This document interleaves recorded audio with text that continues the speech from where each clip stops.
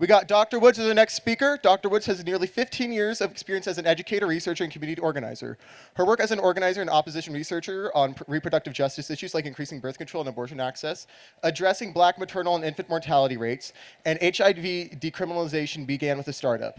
More recently, her reproductive work has been with Mid-Missouri's Reproductive Justice Coalition, MidMo Repro, and she interviews professionals and community leaders conducting social justice work every first Monday on Women's Issues, Women's Voices, a feminist community radio show that airs on KOPN Columbia 89.5. She also co-authors a MidMo monthly Take Action newsletter where subscribers receive a compilation of direct actions, learning opportunities, and suggestions for finding joy.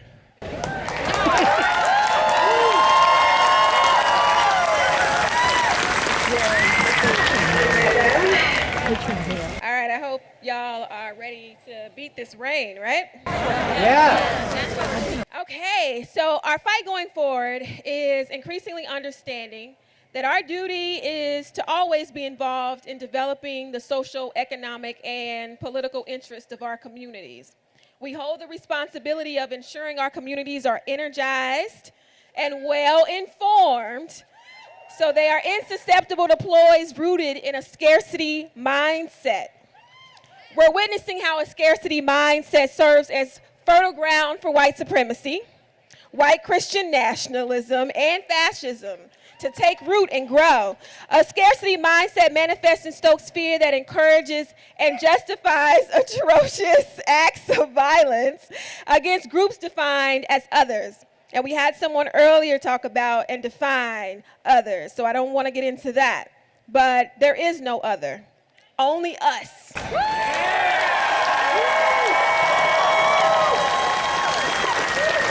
A scarcity mindset tells us that we can't have it both ways. It convinces far too many people that since there has never been a time in this country's history where everybody has been able to feel safe and protected and able to meet their needs, then it can never happen unless we give up our rights and freedoms.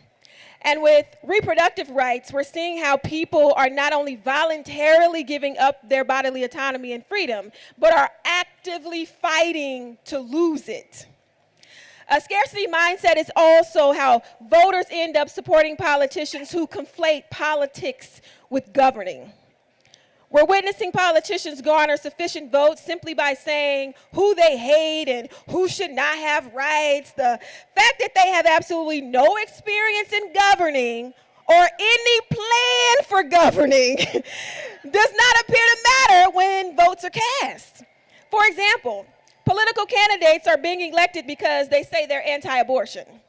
However, many of the same voters who elect these politicians simultaneously vote in favor of abortion access and freedom, albeit on the same ballot, right? So we saw this with the passing of Amendment 3 last year via a majority vote, which overturned the statewide abortion ban here in Missouri.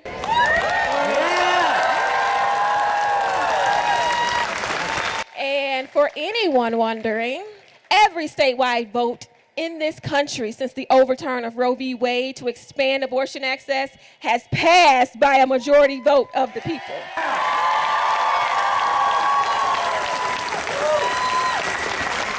Yeah, that deserves applause. All right, so this speaks to what those working in electoral politics have long observed. There is a notable discrepancy in who voters are electing and the issues that they support. One part of the explanation appears to be that voters are guided by cognitive dissonance and sensationalism, but the other explanation is that voter suppression is proving successful.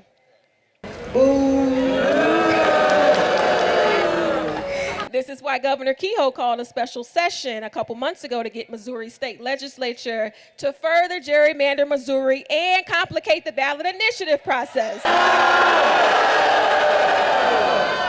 It is also why the state legislature is putting abortion back on the ballot next year, peppered with anti-trans hate.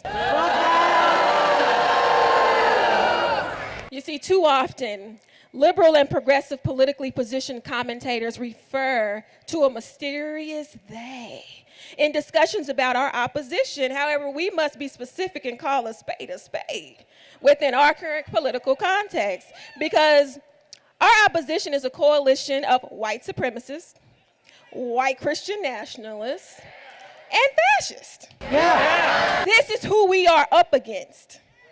Those of us in the reproductive justice movement, we watched white supremacists, white Christian nationalists, and fascists join forces to overturn Roe v. Wade.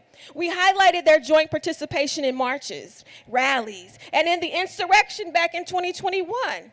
We knew they would not stop at abortion because their actions are not and have never been about abortion. Hell yeah! If it were, then they would not also be going after Title X, which is sex education. They wouldn't be going after birth control. They wouldn't be going after fertility treatments. So we continue to sound the alarm that the lessons that we learned in the anti-abortion movement are helping them forge their broader goal of total domination. And by that I mean that the same mechanisms they used to overturn Roe v. Wade, they're applying in other avenues. So for immigration, for anti-trans rhetoric that they're building up to stop gender-affirming care. We're seeing it just play out repetitiously. They employ fear-based tactics rooted in cultural assumptions to garner social acceptance while simultaneously eliminating the need to do so by dismantling our democracy, and thus our legal means to hold them accountable. They know their ideas are unpopular. That's why they create and manipulate traditional and social media platforms to accommodate their messaging strategy.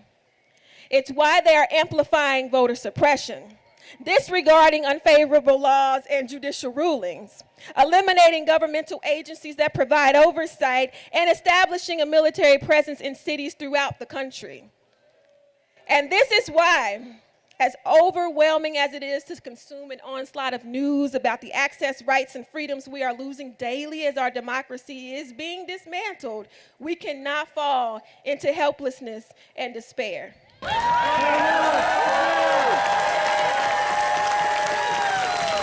We cannot bury our heads in the sand. We cannot stand by in hopes that someone else is going to save us.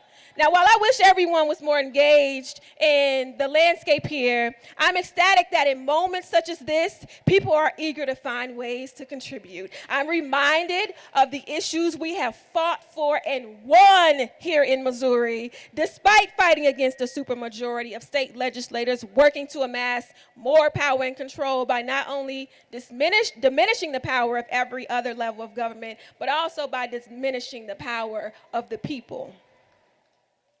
So despite years of ignored research and expert testimonies, voter suppression, and legal battles, we won Medicaid expansion. Hell yeah! In 2018, voters signed the Clean Missouri ballot initiative and went on to pass it by a majority vote. Hell yeah! Now, granted, we also overturned it, but we're gonna stay positive.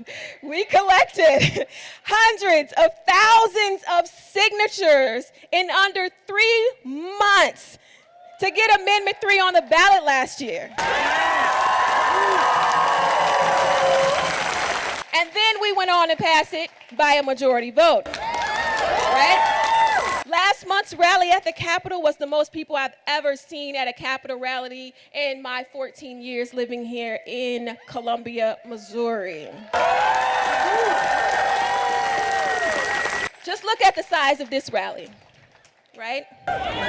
It is evident that the upside of facing total domination is that it galvanizes us into action.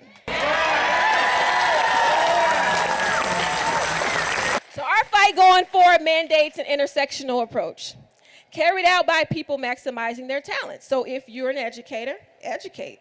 Researchers should be researching and disseminating their findings. Community organizers should be relationship building.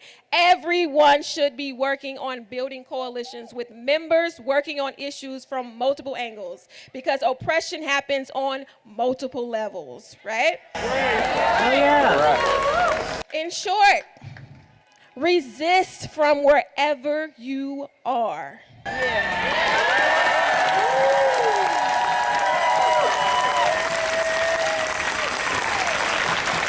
Try not to limit who you think can lead and how we can act. We all have a part to play. Diversify leadership at every level. Center those most directly impacted by issues. And last, but certainly not least, our mental fortitude must not be compromised. So, build your support system and do things that bring you joy. We have an arduous journey ahead, and we should all do our best to wholly get through it. Thank you.